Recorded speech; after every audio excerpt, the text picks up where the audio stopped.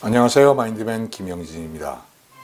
이거는 제 방이에요. 작업장인데 이쪽에 있는 게 제 노트북 PC입니다. 거기서 HDMI로 연결을 해서요. 뒤에 있는 모니터에 좀 큰 화면에 붙이고 있고 이렇게 되니까 이제 키보드는 무선 키보드를 쓰고 있습니다. 나름대로 그렇게 작업을 하고 있어요. 저는 나이를 좀 먹었습니다. 그래도 저보다 연세가 많은 분들이 저한테 의뢰를 많이 하시고 가르쳐 달라고 하시는 게 있어요. 왜냐하면 여러분들도 아셔야만 될 게 연세가 많으신 분들이 요즘 컴퓨터를 배우시려고 그럽니다. 또 모바일도 배우시려고 그러고. 근데 어디 가서 마땅히 물어볼 데도 없고 또 가서 배우려고 그러면 맨날 비슷한 기초적인 얘기만 해주고 좀 더 깊게 들어가서 하려고 그러면 약간의 어려움을 겪습니다. 그래서 저한테 제가 유튜브에 그런 동영상을 좀 올렸더니 그런 분들이 요청이 있어요.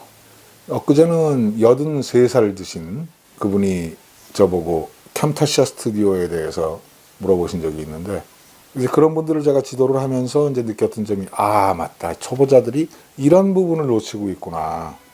야, 이런 부분을 어디 가서 이분들이 물어볼까? 그러면 내가 컨텐츠를 만들어서 유튜브에 올리면 좋은데 그럼 이런 분들이 어떻게 쉽게 그걸 검색을 해서 찾을 수가 있을까? 이제 그런 거에 착안을 해서 그런 분들이 쓰시면 좋을 저보고 문의를 많이 하시는 거 또 현직에 있는 목사님들이나 혹은 의사 선생님들이나 또 선생님들이 제가 쓰는 걸 쓰고 싶어 하시는 분들이 있어요. 전 기꺼이 이걸 알려드리겠습니다. 왜냐하면 저도 제가 알고 있는 걸 알려드릴 때 아주 기뻐요. 그게 공유의 첫 번째 원칙 아니겠습니까? 그러기 위해서는 사실 알려드리려는 본인은 말이죠. 상당히 조사를 많이 해야 됩니다. 시간과 노력을 또 투자를 해야 되고요. 그런데 저는 이제 그걸 몇 번을 해보니까 이렇게 하면 좀 더 생산적으로 조사를 할 수 있겠구나. 가령 프로그램 사용법 같은 경우는 제가 아예 프로그램을 조금씩 클릭해가면서 최소한 메뉴 이름이라도 화면을 캡처합니다. 화면 녹화 프로그램을 써서 녹화하죠. 그 다음에 그 녹화한 것을 보면서 제가 정리를 해요. 주로 저는 화면 녹화 프로그램을 camtasia 스튜디오라는 프로그램을 쓰고 있고 그것을 기획할 때는 마인드맵 소프트웨어 thinkwise라는 걸 쓰고 있습니다. 오늘은 그 과정을 좀 상세하게 어떻게 프로그램이나 사용법을 조사하고 정리하느냐 이거에 대해서 알려드리려고 그러고요. 이거는 사실 여러분들이 컴퓨터 프로그램뿐만이 아니고 여행지에 가셔서도 제대로 된 컨텐츠를 만들려고 그러면 즉석에서 바로 할 수는 없을 겁니다. 아마 스페인의 마드리드를 간다든지 혹은 파리를 간다든지 밴쿠버를 간다든지 촬영 계획을 세우거든 사전 조사가 좀 있어야 돼요. 사전에 내가 다니는 길들을 조사해서 촬영해놓고 포인트를 정하고 그런 것들을 쭉 가지고 들어와서 그 다음에 컨텐츠에 대한 계획을 세워나가야 될 거 아니겠습니까?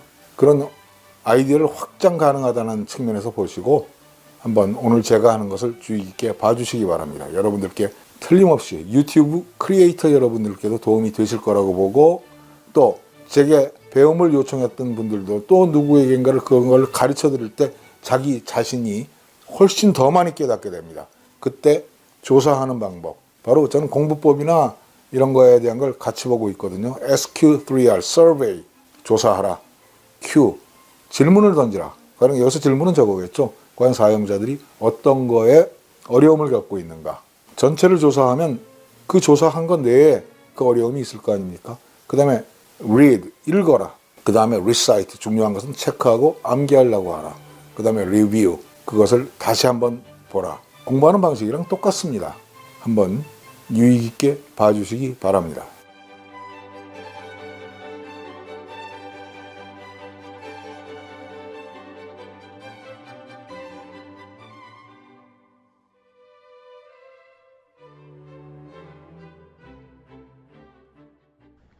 이제 화면 녹화를 시작합니다. 화면 녹화를 할 때 컴퓨터 바탕화면에 좀 지저분한 게 있으면 안 되잖아요.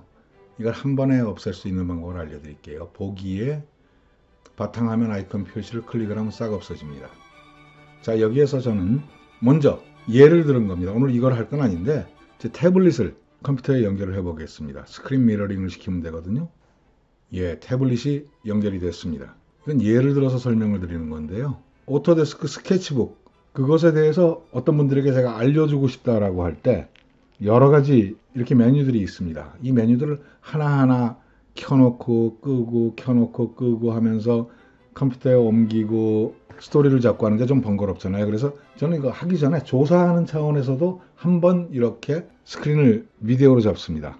특히 이제 제일 많이 텍스트가 들어가는 부분이 이런 부분인데요.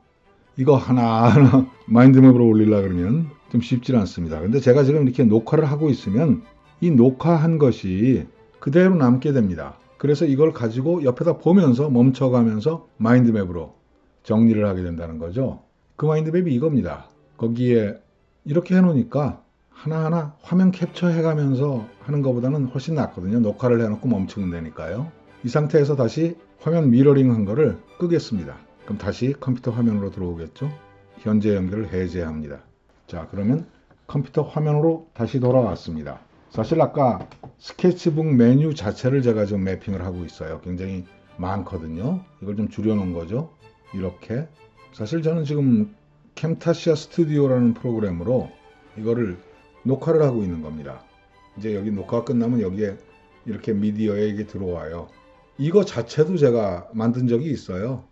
이렇게 파일을 열어보면 파일이 어떤 구조로 돼 있고, 이거 파일의 본 메뉴들, 그 다음에 Modify 메뉴, View, Share, Help 할 때 어떤 일이 생길 것인가, 이것들이 굉장히 중요하거든요.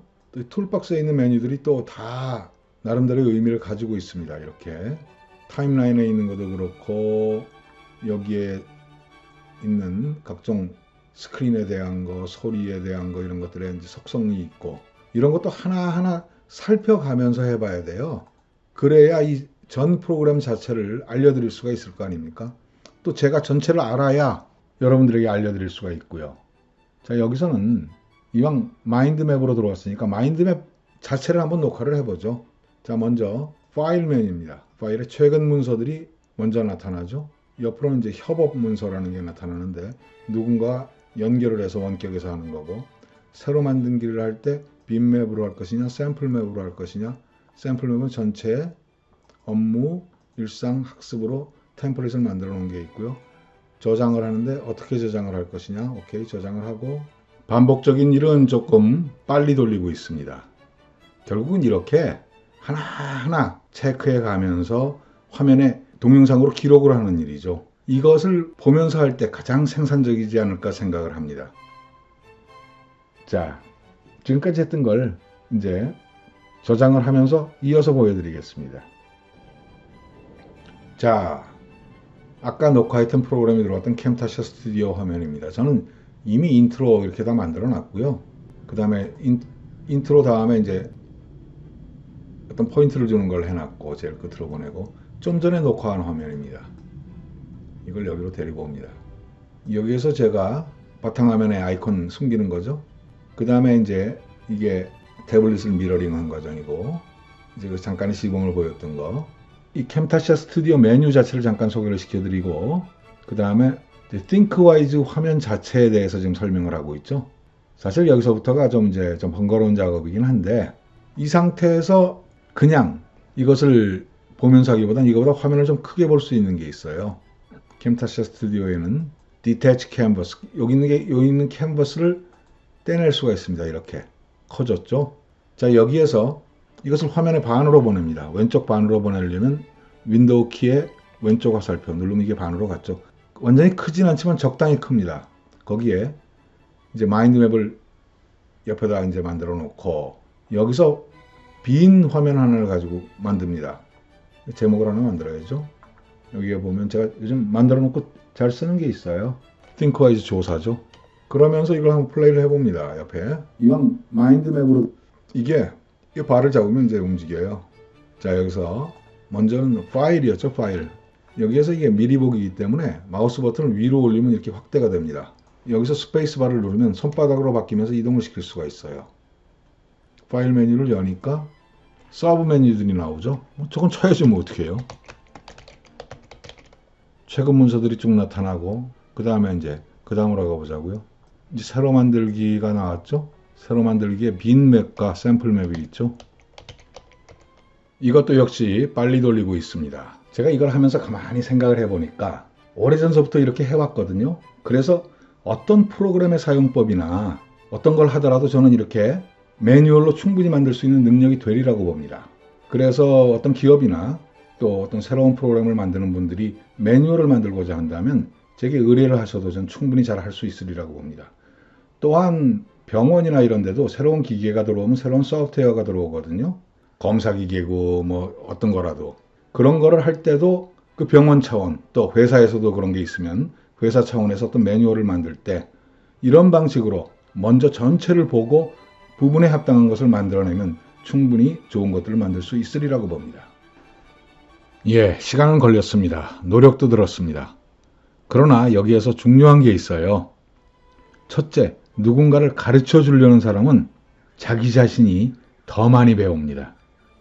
하나하나 훑어보면서 이 전체 내에서 어떻게 구성이 되어 있나 그걸 표현해 보면 더 많은 지식이 생기게 됩니다. 그래서 여러분들도 이런 데서 배운 걸 공유하시고 또 직접 한번 발표도 해보십시오.